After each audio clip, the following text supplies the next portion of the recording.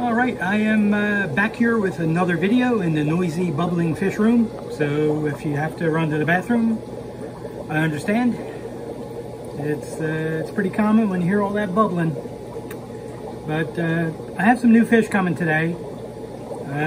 First time I ever ordered from this guy in Thailand. Different than the usual ATFG, which I probably should have stuck with him, most likely. Because these were supposed to be shipped to me 3 weeks ago. I paid for 2 trios. He missed the shipment date and apologized right away and said he'll send me an extra pair. And I'll ship August 5th or 4th, whatever it was. So I paid for the transshipping, and the guy told me that there were 6 fish. So the free pair must have went to somebody else. So this is how I prepare. I've shown this before, but a lot of people are new, and I can't blame people for not going back and looking at all the nonsense I posted. This tank is the yellow stores back lower swords, which also have some ones with a cobra pattern. Very cool fish. And the assassin snails that do nothing. I think that one's actually a goner. But anyway, it's a lot about preparation. The fish are due here any minute. The nice thing is the transhipper, who's fantastic, he sends them out FedEx overnight, so I should have them within a half hour actually. So the preparation is what's important. I'll scroll down slow so you don't get dizzy. I have this half-gallon container of light beer. My ex-wife's dad used to work for a beer distributor, so I still have some light beer stuff. Pretty cool. So that is filled with, it's now Mardell Quick Cure. Used to be Aquarium Pros Quick Cure. And the little bit of salt. I use 2 drops per gallon of the Quick Cure, so there's 1 drop in there. And the other thing I use is some Pond Strength Melifix. Now, some people don't think that stuff works at all. I do. It works for me. This method works. If it doesn't this time, then I've just jinxed myself. This is an old bottle of the Quick Cure. You might still be able to find that. If it's sealed, it might still work. I really don't know about medications, how long they're good for. So what I do is I have a little container, and this, it's probably a quart. I think it's a Ziploc container. And in case I screw up, I got a bucket. And I got an extra container of what used to be light beer. Super Bowl 24. I don't even know who was in it. I probably watched it. I'm a glutton for punishment. Oh, there's the fish room butler. Thank you. Yeah. It sounds like a terrific meal. So I have a couple of tanks I just took down and set back up. This one, something's going in. I haven't decided what yet. I'm consolidating the Pingu Black Moscow cross.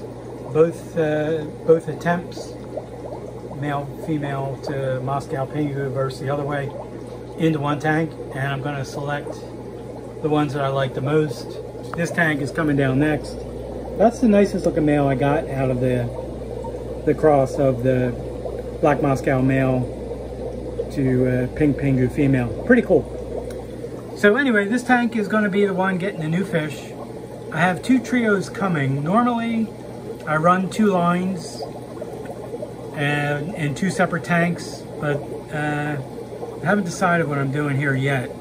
If I get this other 5 taken down within the next 20 minutes, Clorox it, rinse it, set it back up with some aged water, or water if you live in non-Philadelphia area, then I will split it up into 2 trios, or 1 trio each is what I'm trying to say.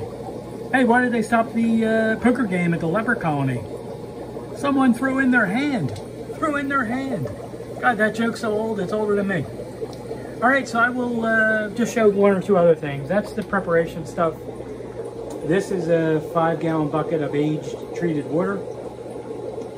and I will use some of that as I top off the tanks. These are the, sorry to show these.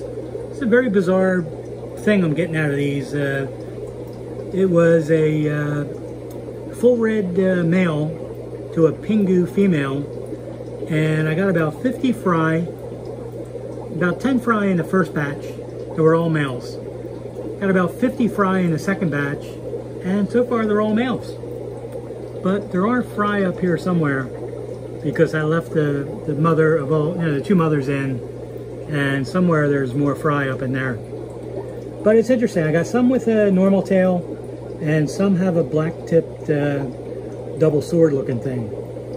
So it's all in one tank. I'm going to wait until I get something I like, and then I will select that and put them in their own tank and go from there. So far it's just a mass breeding of stuff I don't like yet. But I will continue once the fish are here and show what else I do, and I'll be right back. Alright, so the box has arrived. It's a small box, which is good. There's only 6 fish in there. And I normally don't do unboxings, and I'm probably not going to do one, but I would just show my really cool knife. Very cool. And you just have to be careful when you open the boxes. You know what happens if you're not careful. The boxes are very sharp, and this can happen. Oh, geez, look at that. I don't feel good.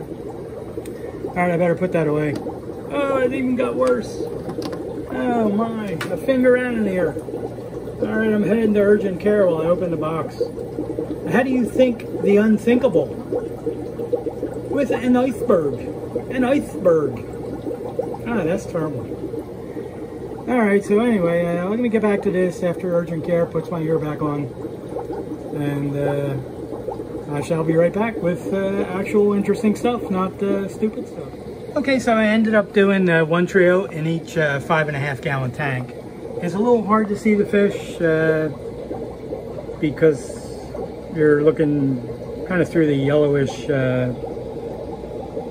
water that they came in. And what I did, I screwed up the middle of the video where I was going to show them in their little bags and how they were packed and how I was going to dump them into these little containers, but I filmed that like a potato, kind of vertically, so I just put that on with some other stuff for a shorter video that I'll put up after it.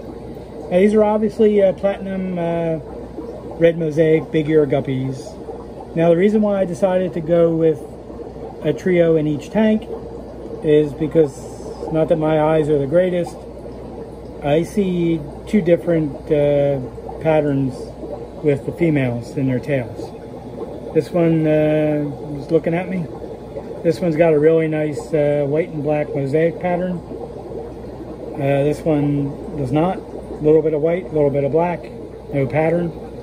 And if you could see without the yellowish stuff, this one also has like a bit of a reddish pattern tint to the back of the tail. So because of that, and I don't want to screw this line up, I'm going with one trio in each tank. This will be line 1, this will be line 2, and this male looks really nice. They look to be the super large pecfin ones, and if you notice, I got one female with a really nice pattern and one female that's a little more plainer, if that's a word. Is plainer a word? I think it is. Plainish. So there's probably a reason for that. I put the fish in the containers. They were grouped in 3, and I put them in the same group of 3. Sometimes with different color females and lines I'm not familiar with, instead of dumping one of them or putting the 2 similar together, there's a chance that you may need both to keep the fish looking like they're looking. I know it sounds a little goofy, it's a possibility. So what I'll do is monitor the fish as they fill up. You can see neither of the 4 are anywhere close to having fry within the next few weeks. So what I'll do is once they fill up and look closer to having fry, I'll most likely pull the female out of the tank, put her in one of the 1-gallon containers I use with some water Sprite at the top and duckweed what is that? And Java moss at the bottom. That wasn't even a test, that just slipped out. I hate that duckweed crap. I don't want that in my tanks. So anyway, these are beautiful. Next up, they're going to go in the tank. I'll try to just wait a bit because it's going to be about 15 minutes before I dump them in. But what do you call a pony with a sore throat? A little horse. He's a little horse. That's awful. That's the last joke for this video.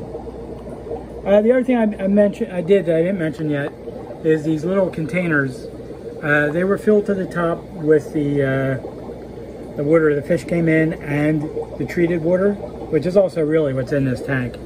But what I did next is I dumped half the water out of each container into the respective tank and then filled it with more of the treated water that has been sitting for a couple of days. So at this point these tanks are half full, so the filters probably aren't going to get to function. I'll figure out what I'm going to do about that. I don't want to fill the tanks up all the way yet, so I'll try to do that over a couple of hours.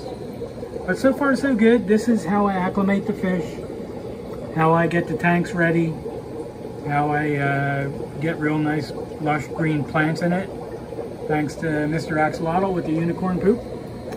And I'll knock out the video after I put these guys and gals in their tank.